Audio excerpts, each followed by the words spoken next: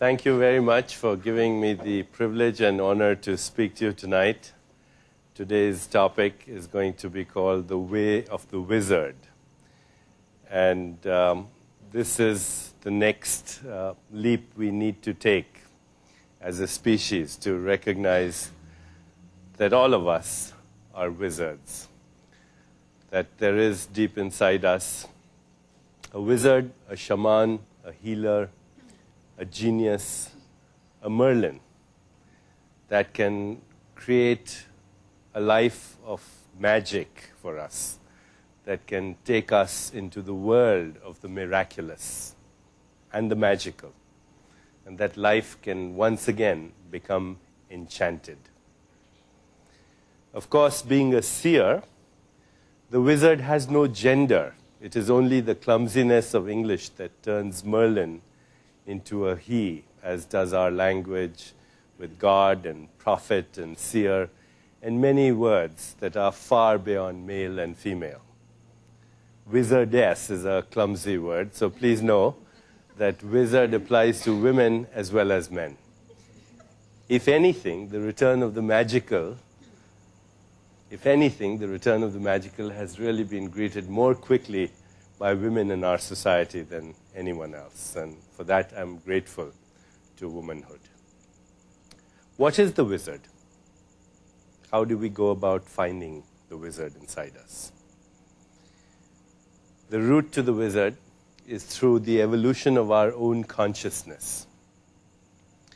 Jonas Salk, the eminent scientist, the late Jonas Salk, coined the word metabiological evolution.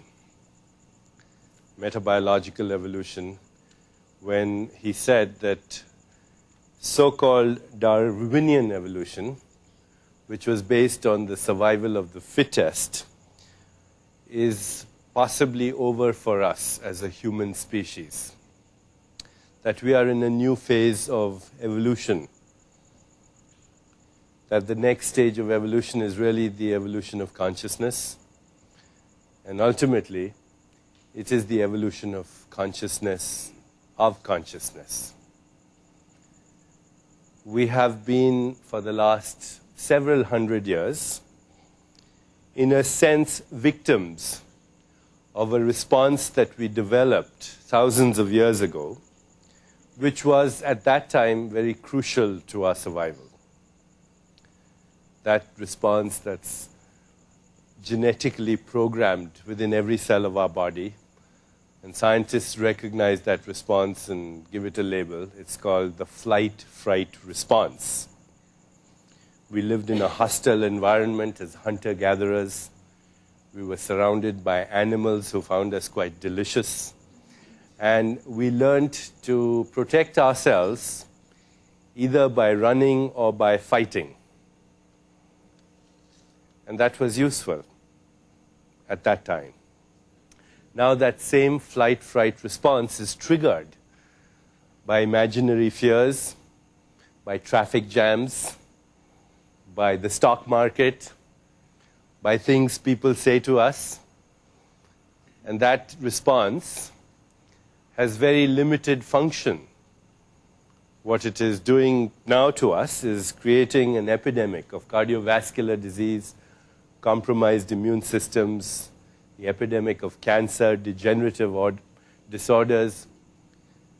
But even more importantly, it has given rise to a legacy of war and hatred and predation and conquest and subjugation and ecological devastation. We have become the predators on planet Earth.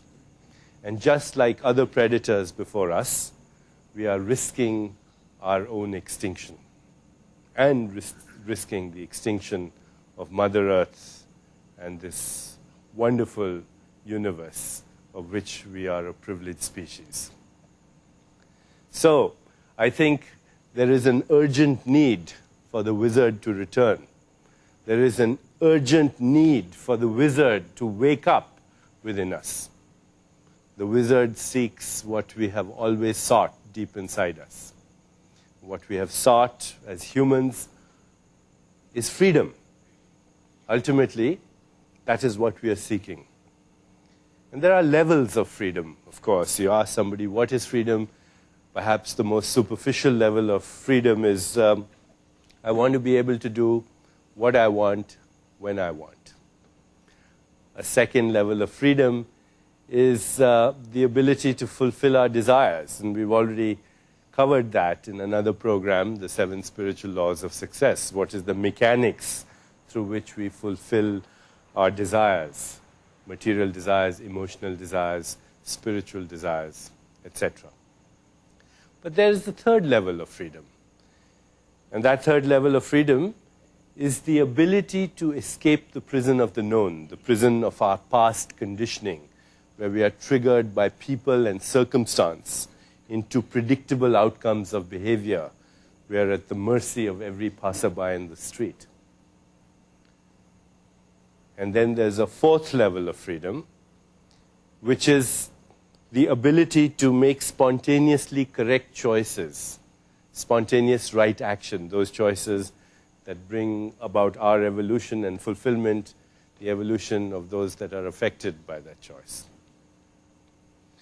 And then we can go beyond that into even other levels of freedom, which we're going to explore in this program today, where we, in fact, enter realms of consciousness that are beyond waking, beyond dreaming, and beyond sleeping. 99.9% of humanity is continuously circulating between waking, dreaming, and sleeping. Are there other worlds to explore in our own consciousness? A great rishi, a great seer from the Vedic tradition of India said a long time ago, he said, infinite worlds come and go in the vast expanse of my consciousness. They're like motes of dust that are dancing in a beam of light that's shining through a hole in my roof. So that also is another level of freedom, to explore that world beyond waking, dreaming, and sleeping. And finally, freedom is to escape the boundaries of space and time, to experience ourselves in our pure essence, which is spirit. The great poet Rumi once said, you are the unconditioned spirit that's trapped in conditions, like the sun in eclipse. The fact that the real you and me cannot be squeezed into the volume of a body or the span of a lifetime. That freedom to escape the boundaries of space and time. Because we are not in space and time. You've heard the expression, you're in this world but not of it. What does that mean? There's a part of us that is participating in space and time, and yet another part that is free as the wind and beyond. Free as the dust in the dust. Free as the wind in the wind. Rumi once said, in love with life, my soul lives the subtlest of passions, lives like a gypsy. Each day a different house, each night under the stars. We're gypsies on planet Earth, here for a short time, here to give us and each other joy. But freedom in that sense can only be experienced when we begin to recognize that the real me is in this world, but not of it. And there are people in the past who have walked this way of the wizard. There have been saints and philosophers and poets and prophets and seers and sages who have walked this way in the past. And today, a lot of wizards are waking up in society. There are some very ordinary people who are not famous, who are wizards. They may be standing in the grocery store in front of you, or flying in that plane that just went by, or walking on the street before your house. It's happening at an astonishingly rapid way. Collective consciousness is merging into what can only be called, or emerging into what it can only be called, a critical mass, when everybody is going to become a wizard. And all these wizards had said the same thing. They have said that deep inside you, there is an inner intelligence. And this intelligence is the ultimate and supreme genius. It mirrors the wisdom of the universe. And when you find this intelligence, then life will become magical and miraculous for you. And this way of the wizard, this journey, which is a journey and a destination at the same time, it begins with a simple question that humanity has asked for thousands of years.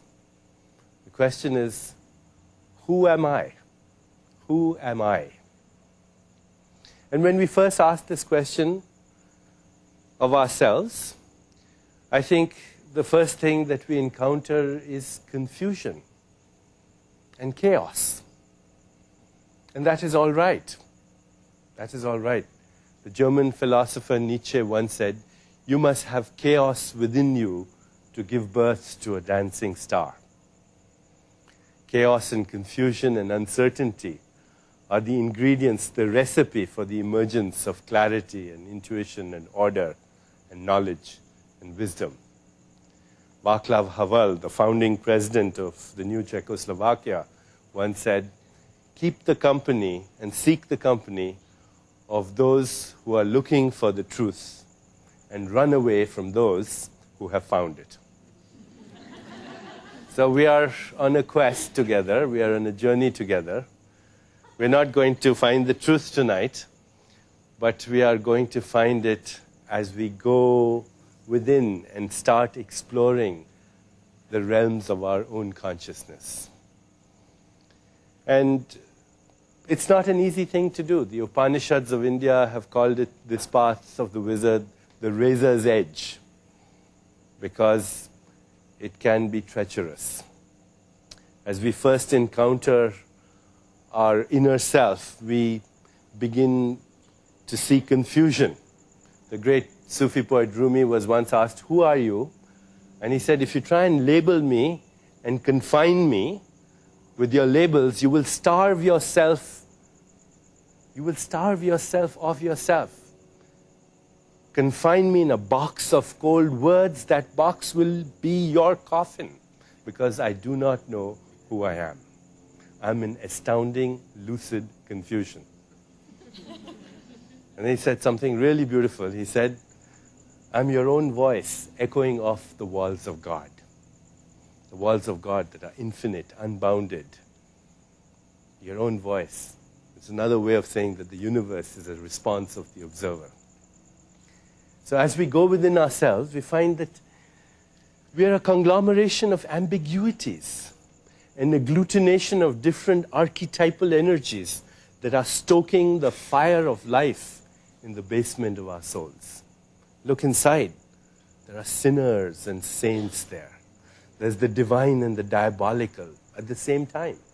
There's the sacred and the profane. There's the dark night of the soul, and there's the beatitude of grace.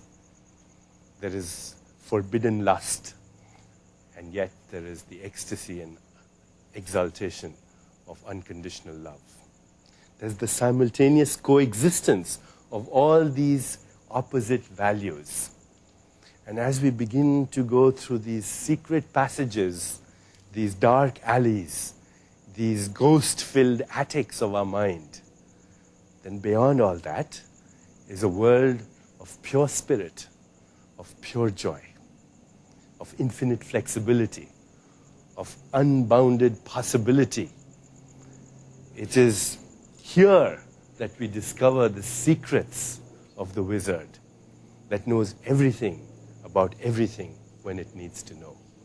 It is here that we find the evolution of our own consciousness through the change of the quality of our own attention. So as we walk through this way of the wizard, I'm going to take you through the different steps that we will encounter as we go past these secret passages of our own mind to find this world of pure creativity, pure knowledge, and pure wisdom. And as we look at these different aspects of our own self, we will also discover that these are the qualities of consciousness that are not really necessarily sequential. That although they may unfold along the path in sometimes a seemingly sequential manner, they simultaneously coexist at the same time. Like the different facets of a diamond that shine differently depending on where the light is coming from. So even though the stages of metabiological evolution, I'm using that phrase borrowed from Jonas Salk because that's what it's all about, the phases of metabiological evolution are not just merely sequential, they're simultaneous. They're the qualities of attention of the self to itself as it discovers itself. The self to itself as it discovers itself. And that's the journey we'll take today as we embark on this way of the wizard.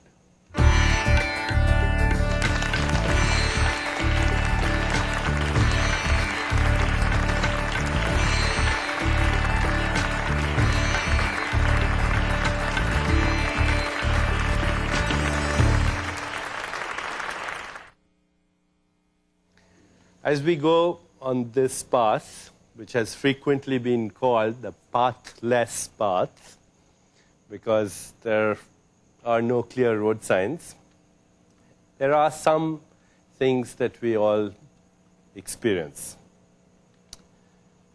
I have, as I looked through the perennial philosophy and the great spiritual traditions of the world that gave rise to all the great religions of the world, it became obvious to me that no one country or no one culture or no one religion for that matter had the prerogative on the truth, that the truth had been discovered in a sense everywhere simultaneously.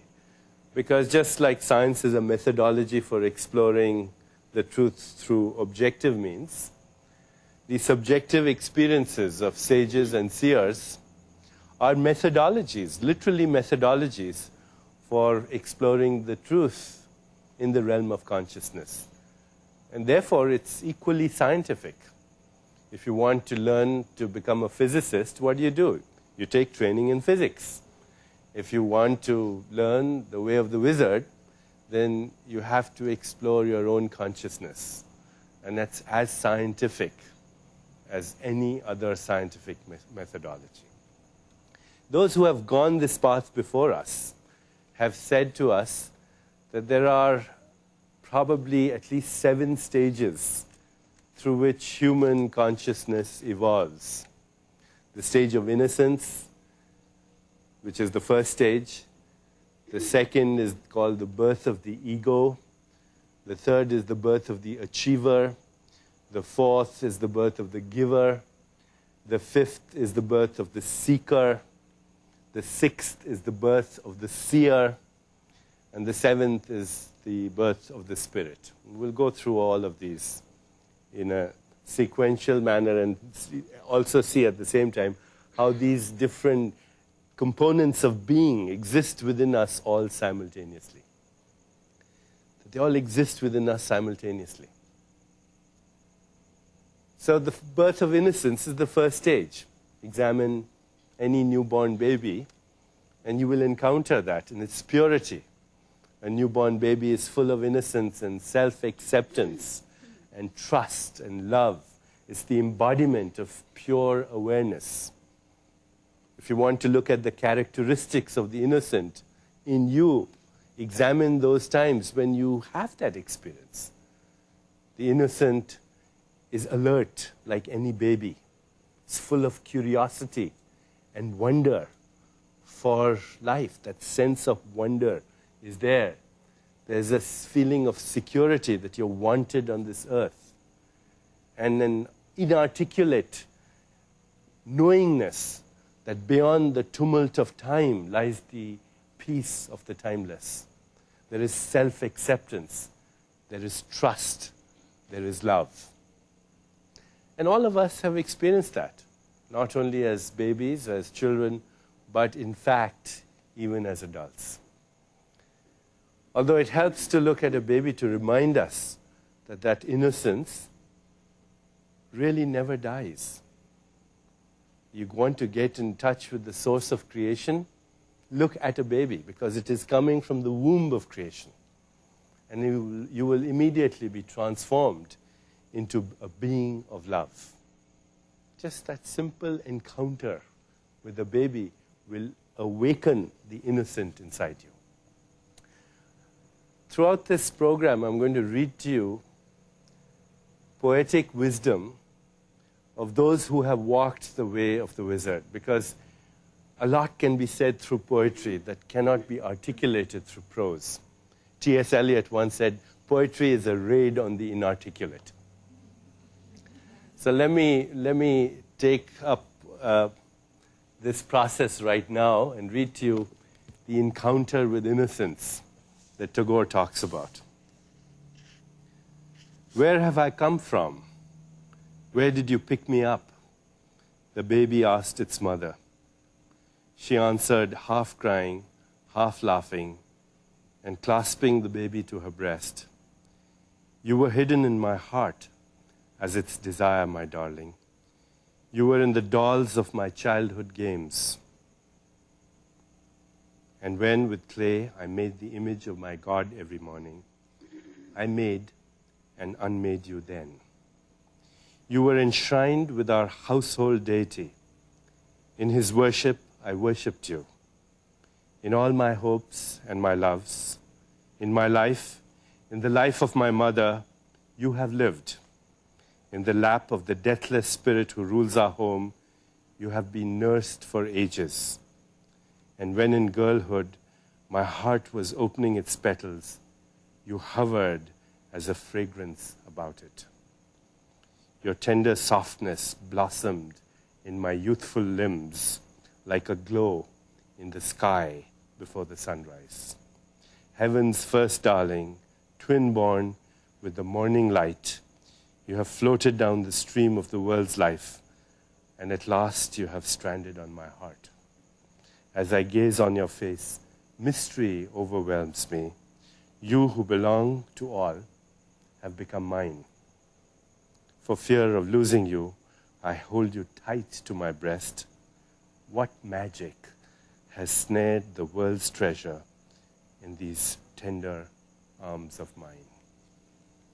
You read that, you are suddenly overcome by something that is sacred, that is pure, that takes you immediately into the world of innocence. And you can experience that yourself anytime you encounter that innocence from the womb of creation.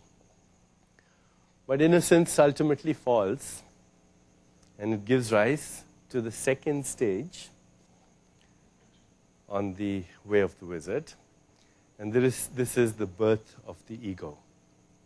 Even though innocence is never lost, it gets overshadowed by the ego.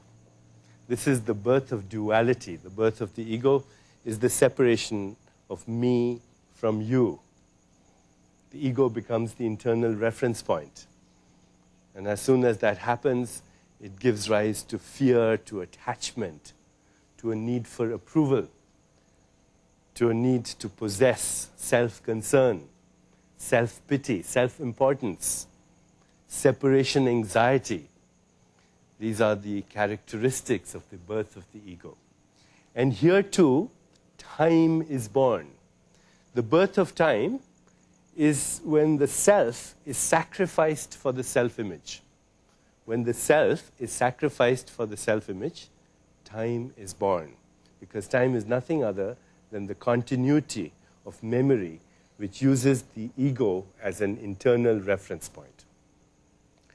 So in the state of the ego, we have fear and anxiety, and as we look within ourselves, we find that this is simultaneously present with the innocent as well.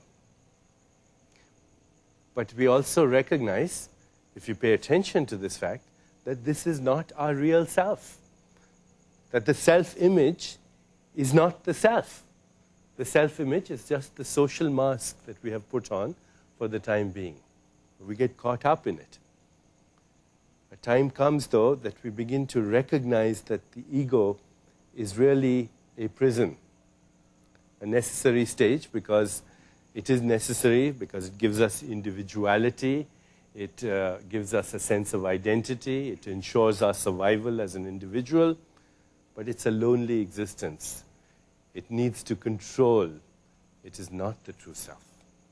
Again, the poet Tagore, when he had this insight, says it very elegantly. I'm going to resort again to a raid on the inarticulate by quoting you what Tagore said when he recognized that the ego was not the true self. He says, "He who I enclose with my name is weeping in this dungeon. I'm ever busy building this wall all around, and as this wall goes up into the sky day by day, I lose sight of my true being in its dark shadow. I take pride in this great wall, and I plaster it with dust and sand, lest a hole should be left in this name, and for all the care that I take, I lose sight of my true being." Another place, the same realization, when he says, I came out alone on my way to my tryst, but who is this that follows me in the silent dark? I move aside to avoid his presence, but I escape him not. He makes the dust rise from the earth with his swagger. He adds his loud voice to every word that I utter. He's my own little self, my Lord. He knows no shame, but I am ashamed to come to your door in his company. So, hopefully, one day the ego also dies and gives birth to the next stage that we're going to talk about. And that stage is the birth of the achiever.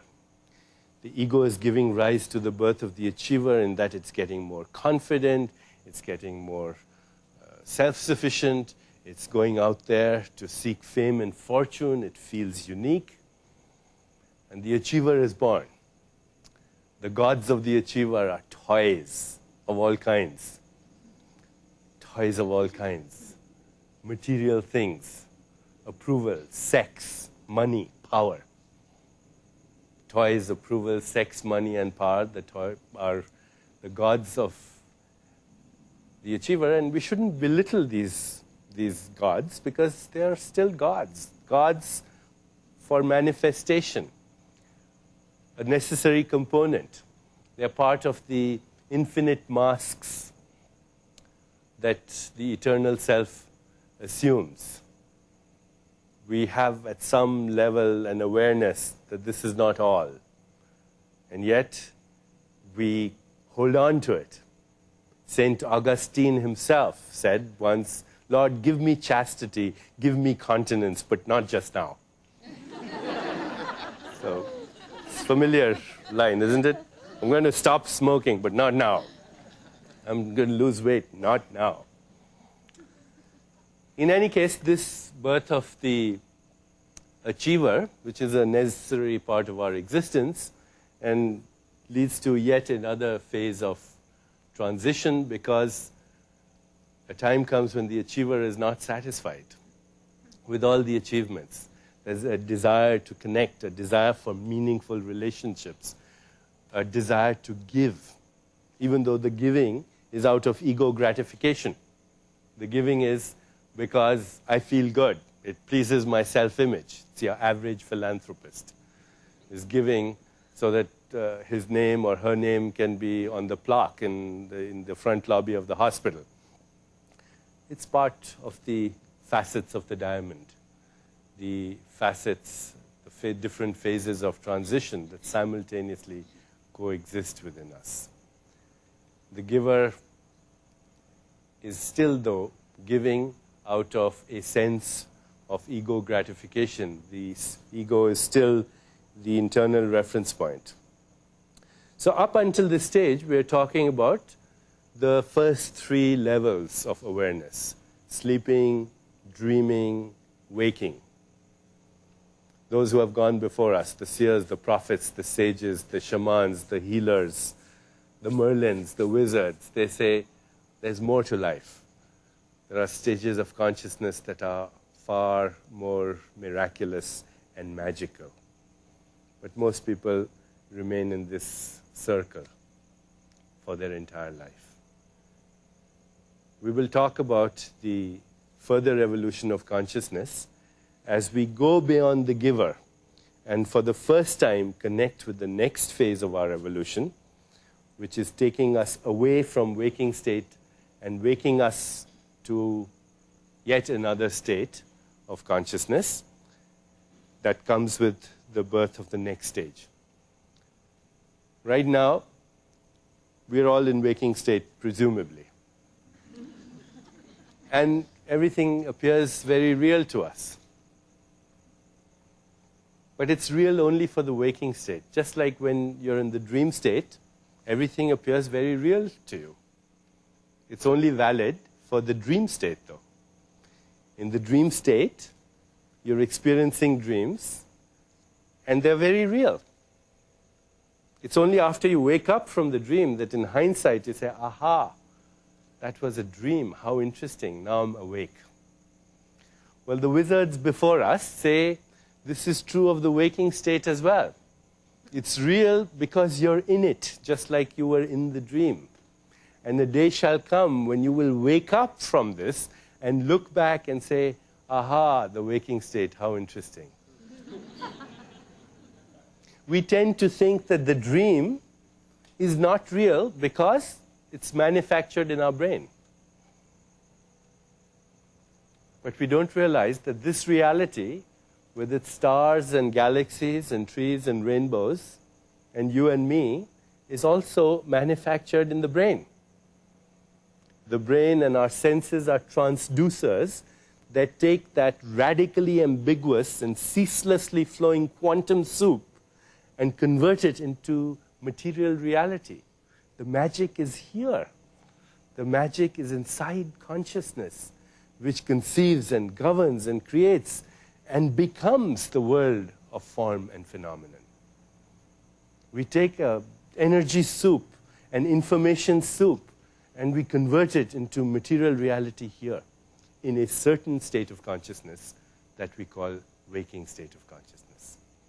But as we go beyond this waking state of consciousness, and we start to glimpse our own soul and get in touch with that, we will realize that there's a state of transcendence where this world of form and phenomenon becomes valid only for this state of physiology and this state of consciousness. Consciousness creates its own physiology. And each state of physiology has a certain style of functioning. The brain waves function in a certain way. Your heart rate, your breathing, your patterns of information and energy in the body are relevant only to that state. So the dream state has its own metabolic rate, its own physiology. The sleeping state has its own metabolic rate, its own physiology. The waking state has its own. And in each of these, we construct different realities. Let us see, as we go along the way of the wizard, what the next stage is and what happens when the seeker is born.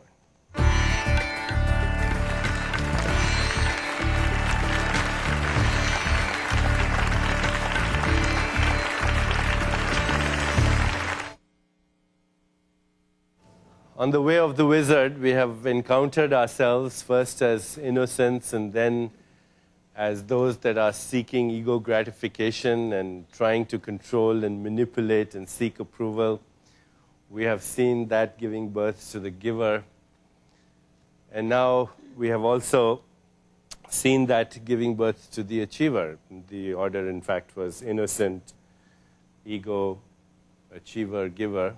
We've seen these different facets of ourselves, and we recognize that there is still a hunger, a thirst for something more. The toys and approval and sex and power and money and giving are not complete gods. They were gods, part of the infinity of expressions that the eternal cosmic mind takes the roles we play. But yet, there is an eagerness for spiritual experience. Material joys no longer bring total fulfillment. And there is this insight somewhere that everything that is material is transient. It's enjoyable, but it's transient.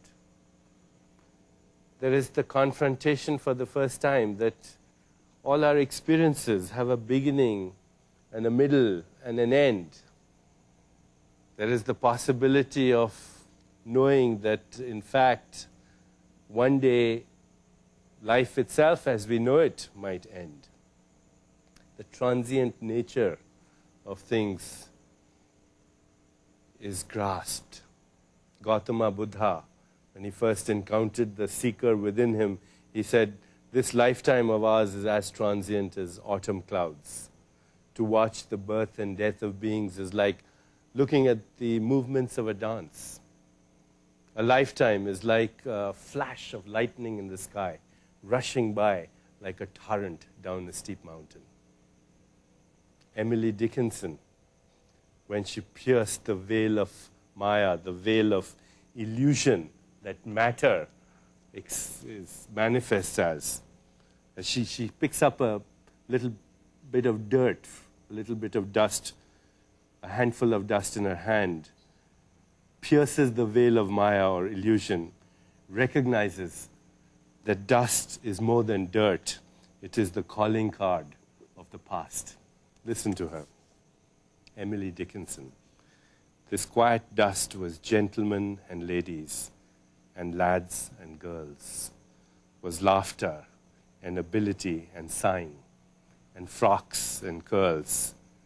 This passive place, a summer's nimble passion, where bloom and bees fulfilled their oriental circuit, then ceased, like these. So the seeker is recognizing for the first time the reality of mortality. And as we recognize the reality of mortality, life becomes magical. Castaneda once said in one of his books, he said, when you know that death is stalking you in every moment of your life will become magical. Because your priorities will change. Your priorities will change. You will no longer have the same priorities.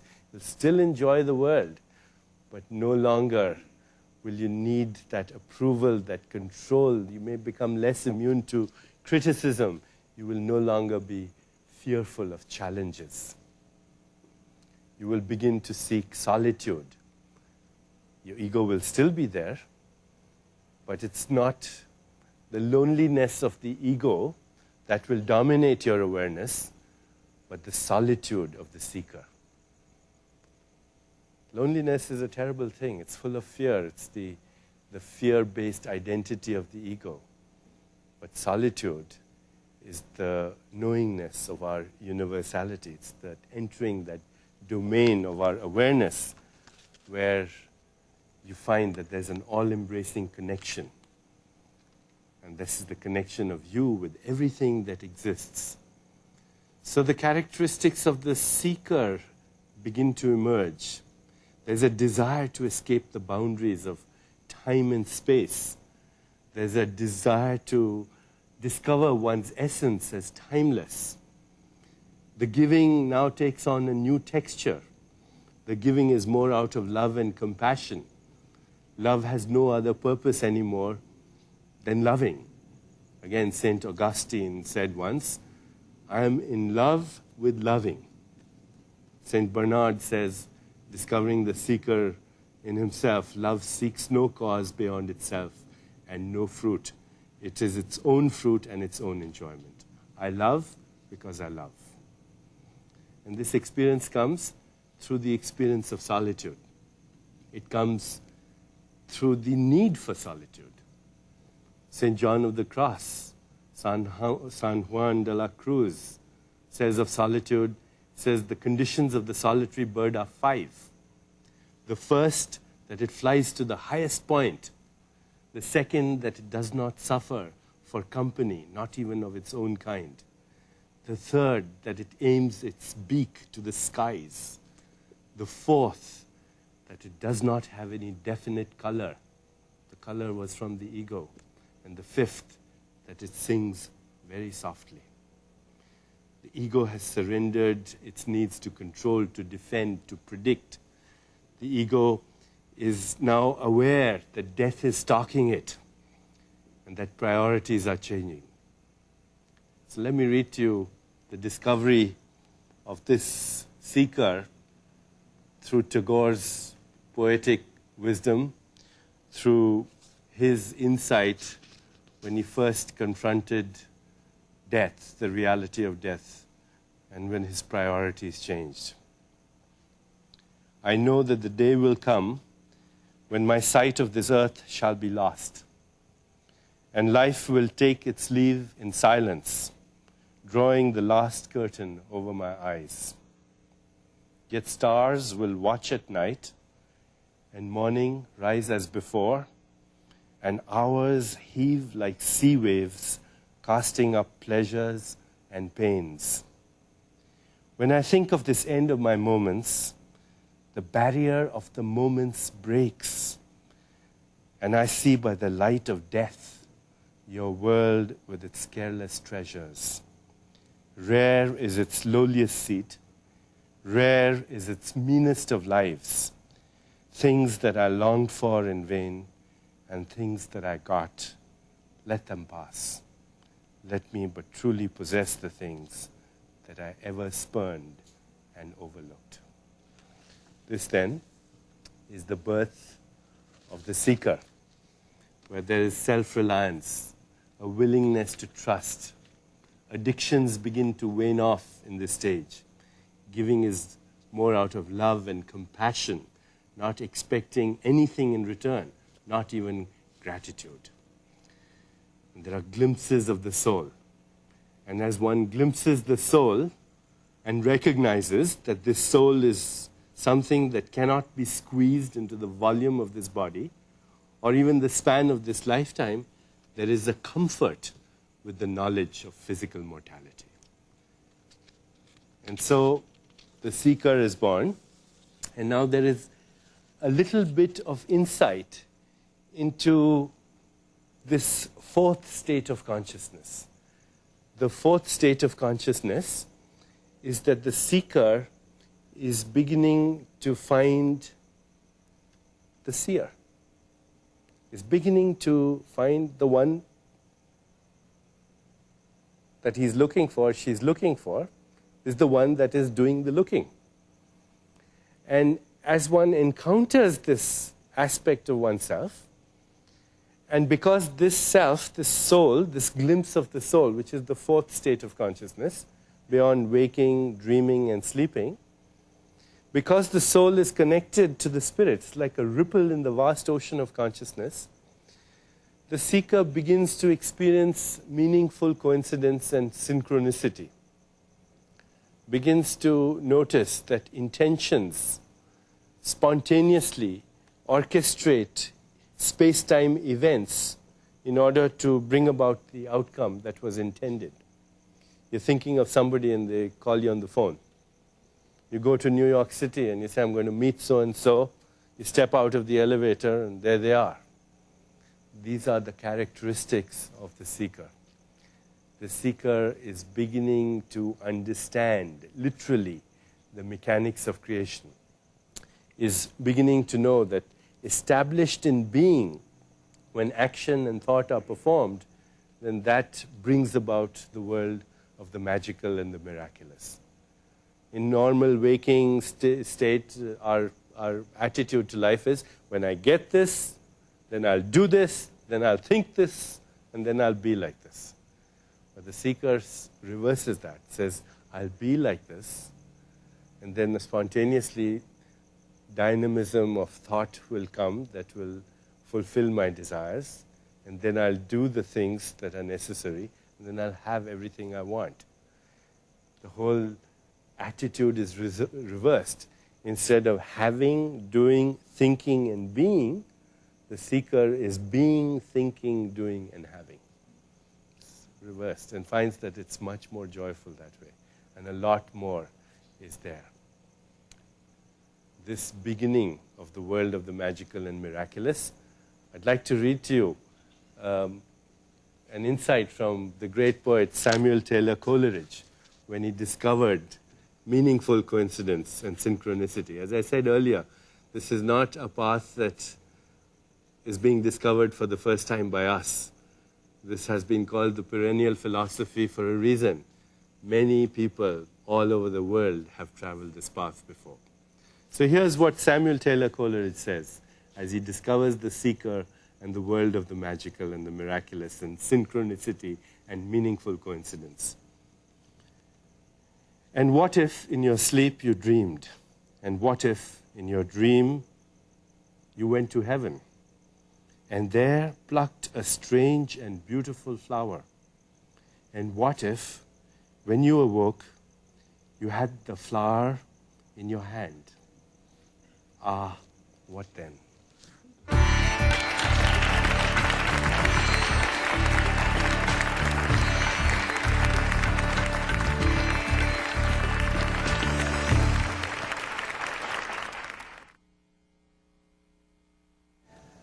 The seeker has been glimpsing the soul and has been encountering meaningful coincidence and synchronicity. But now a stage comes when the seeker is born into the seer, because the seeker has discovered that that which the seeker was seeking was the seeker. And having sought the seeker, it has become the seer. The seer and the scenery and the process of seeing are beginning to merge in the world of the seer. And the seer is never overshadowed now by the scenery. What does that mean? It means that there is an alert witnessing of the roles that are being played out by the ego. I'd like to try something with you right now. As you're listening to me, you're listening to me? Okay. As you're listening to me, just turn your attention now to the one who's listening.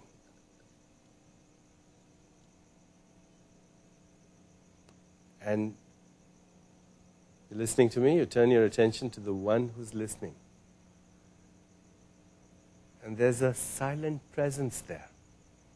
It's not your mind, because the mind is thinking and evaluating and judging and defining and interpreting and all that. This one is just silent. You pay a little attention to this silent presence, you'll recognize that it's always been there. It was there before you came in. It's there now. It'll be there when you go. It was there when you were an adolescent. It was there when you were a child. It was there when you were a baby. And if you pay attention to this presence, you will become aware, without anyone trying to explain to you, that this presence has always been there. Before birth, after death. In fact, birth and death are just interruptions in the continuum of this eternal presence.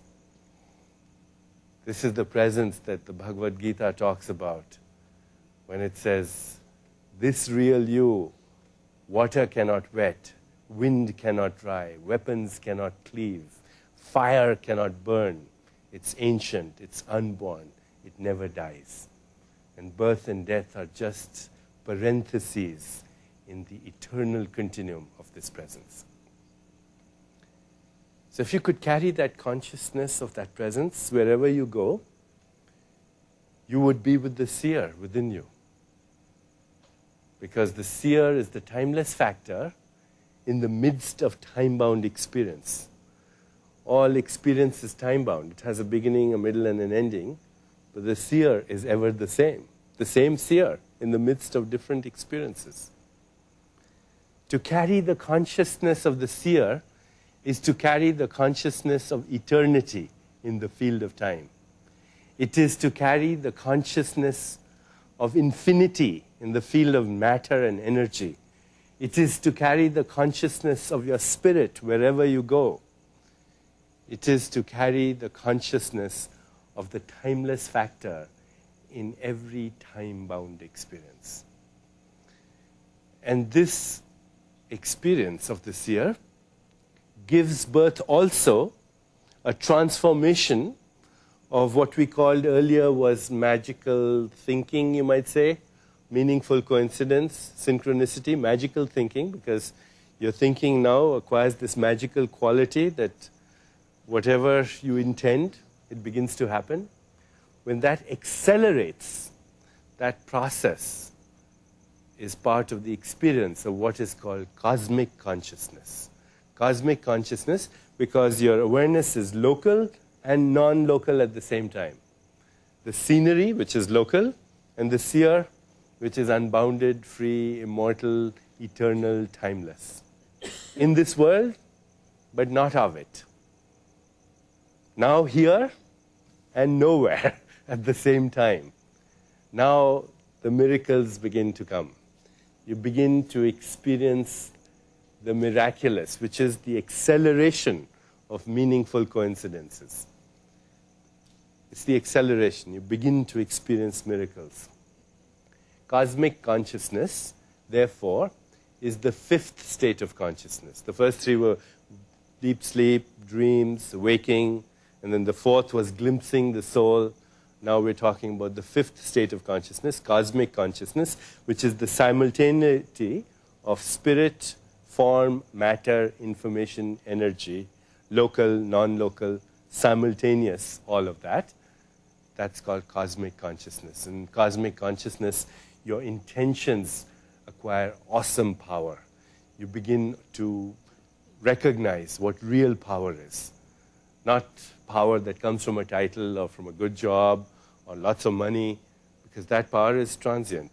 It goes with the job, with the money, and the title. This is real power because it magnetizes things, events, people, circumstances around your intention. This happens with the birth of the seer. But cosmic consciousness is not the final expression of the seer. The seer moves from cosmic consciousness into divine consciousness. What is the difference between cosmic consciousness and divine consciousness, which are both aspects of the seer? In cosmic consciousness, you were carrying the consciousness of the spirit in the field of matter. You were carrying the consciousness of eternity in the field of time. But now in divine consciousness, even the objects of your perception are cognized as having the same seer. So you look at a tree and you feel, you cognize, you know the presence of the same being in every object in creation. It's the presence of the same divine force. And the seer says, if you cannot find God in a blade of grass, if you cannot find God in a flower, if you cannot find God in a rainbow, if you cannot find God in the eyes of another being, you're not going to find it in a book of religion. Because this is a state of awareness, divine consciousness. It's a state of being. It's an aspect of the seer. Now, there is not only comfort with death, but there is the psychological conquest of death. In fact, there is a rejoicing in the knowledge that birth and death are simply ideas of the spirit. When the spirit has the idea, I have a body, that's birth. When the spirit has the idea, I no longer have this body, that's death. They're just ideas in the consciousness of the spirit. The psychological conquest of mortality. Let me read to you what Tagore says about this experience. Because it is only through the poetic wisdom of those who have been seers before us that we can even understand this experience. It resonates with us. At some level of being, we recognize it to be true. So here's the psychological conquest of death through the eyes of a seer. At this time of my parting, wish me good luck, my friends.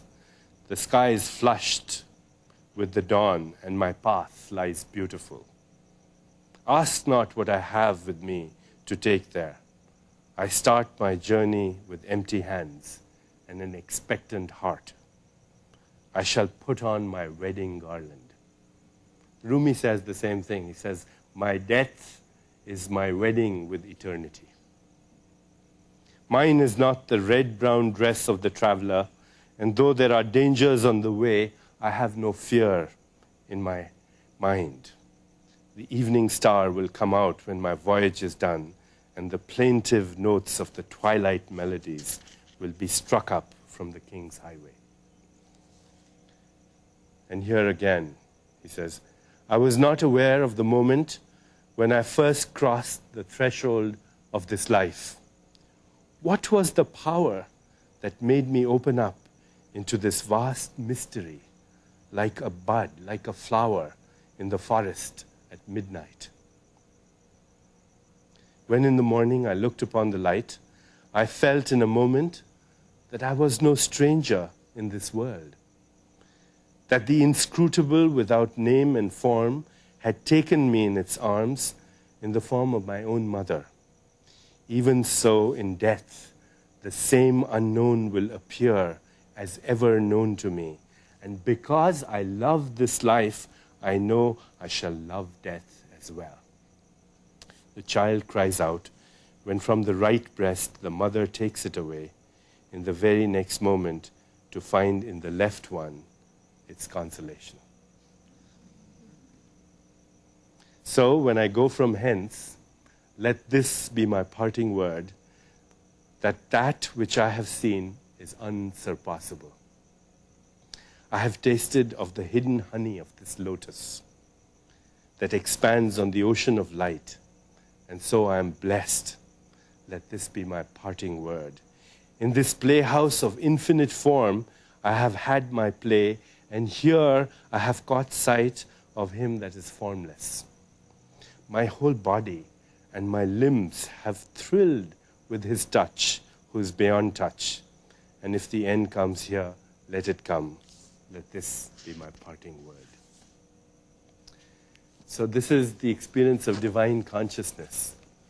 And this too, according to those who have walked the way of the wizard, this too is not the end. There is yet more to experience on the way of the wizard. The seer finally gives birth to the spirit. It's not just mere divine consciousness anymore. The spirit is here, is beginning to merge with the spirit in everything that exists in creation. So when the spirit in the individual body begins to merge with the animating force of life, psychologically, experientially, in consciousness, with the animating force of life everywhere, then there is no distinction between the seer and the scenery anymore. There's complete merging between the lover and the beloved, between the seer and the scenery, between the creator and the created, complete merging. That's unity consciousness. Listen to what St. Augustine has to say about this experience. He says, and behold, you were within me, and I out of myself, and there I searched for you. Listen to what the book of Moses says. And God said unto Moses, I am that I am. The universe has become my body. I have a personal body, but I have a universal body. And they're both equally mine, because the real me is non-local. Now I've gone beyond miracles. In cosmic consciousness, there was the experience of miracles. In divine consciousness, there was the creation of miracles. And now there's no need for miracles because everything is a miracle. The fact that we are here is a miracle. The fact that I breathe is a miracle. The fact that there are colors and textures and forms and music and sound and tastes and smell is a miracle. No longer am I caught in the clutches of rationality? I have gone beyond that to experience the universe as my body. It's a return, in a sense, to the state of innocence, but a different kind of innocence. The first kind of innocence was out of ignorance. And this new innocence is the same innocence, but with a knowingness, a wisdom, a conquest of even the experience of mortality. T.S. Eliot, we shall not cease from exploration, and the end of our exploring is to arrive at the place we started from and know the place for the first time. So it's a return to this ocean of pure consciousness from where we started in the first place and merge with it. Listen to what Rumi says. Behold the body born of dust, how perfect it has become. Why should you fear its end? When were you ever made less by dying? When you pass beyond this human form, no doubt you will become an angel and soar through the heavens. But don't stop there. Even heavenly bodies grow old. Pass again from the heavenly realm and plunge into the vast ocean of consciousness. Let the drop of water that is you become 100 mighty seas. But do not think that the drop alone becomes the ocean. The ocean too becomes the drop. So, and in another place he says, let the waters settle, you will see stars and moon mirrored in your being. This is the miracle of unity consciousness. The cosmos is my body. And it's equally mine. It's as much as my personal body. It's sacred. It is that responsibility that is being thrust upon us in this, what we started out by saying was metabiological evolution. We are a privileged species on planet Earth because we are the only species that has a nervous system that is capable of becoming aware that we are aware. We are conscious of the fact that we are conscious. And just like our flight-fright response, our flight-fight response gave rise to a predator psychology which was useful in a certain phase of our evolution. This new way of the wizard, this new metabiological evolution is necessary for us because the universe has chosen us to take care of it. We are a privileged species. Are we up to the responsibility? Are we up to the responsibility of guaranteeing the sacredness, the beauty, the grandeur of this universe that we are a part of? We can only do that if we really seriously embark ourselves on the way of the wizard to bring about the ultimate experience of unity consciousness, which is really the experience of love. Love not as a mere emotion, love not as a mere sentiment, but love as the ultimate truth at the heart of creation. Love as the experiential knowledge that you and me are not only made up of the same stuff, but that we are the same being in different disguises. And that when that recognition comes, then the spirit says, I am the universe. In Sanskrit, aham brahmasmi. In the Judeo-Christian traditions, Abraham, the primordial human. In Islam, anal haq, I am the universe. I am totality. I am beauty. I am grandeur. I am infinity. I am bliss. That's the experience. So, in the end, I'd just like to say that this is really all about love. Love is the merging of the spirit with the spirit. I'd like to end the session. I'm very grateful for you all to be here, to give me this opportunity to talk to you. And I'd like to summarize it, finally, with a little poem from the great Sufi poet Rumi once again, who said, wherever you are and in every circumstance, try always to be a lover, and a passionate lover. Once you have possessed love, you will remain a lover in the tomb, on the day of resurrection in paradise and forever. And if you have not been a lover, count not your life as lived. On the day of reckoning, it will not be counted.